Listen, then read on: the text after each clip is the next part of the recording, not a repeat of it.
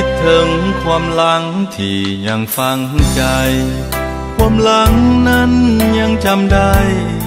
เลื่อนลอยไปด้วยใจห่วงหา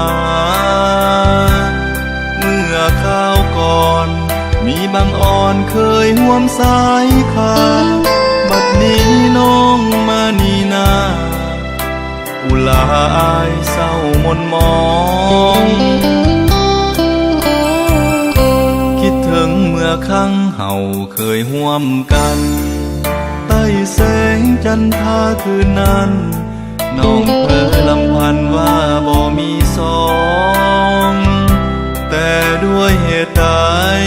จึงจากไปบ่แลเลี้ยวมองทำให้ฮักเฮาจำต้องแบ่งเป็นสองทิศทาง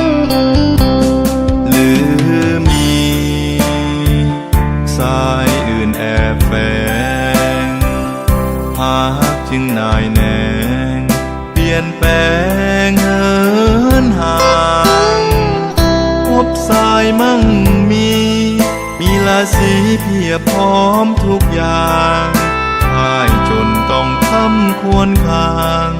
ขาดนางเพราะขาดเงินตา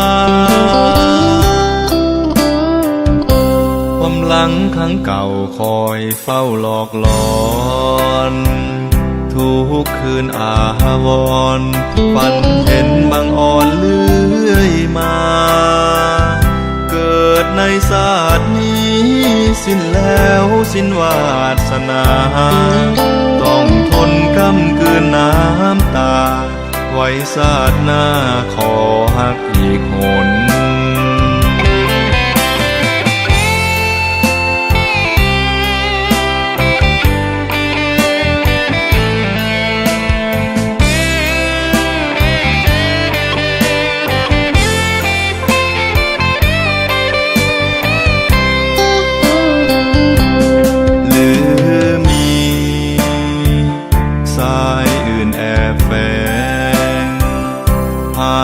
จึงนายแน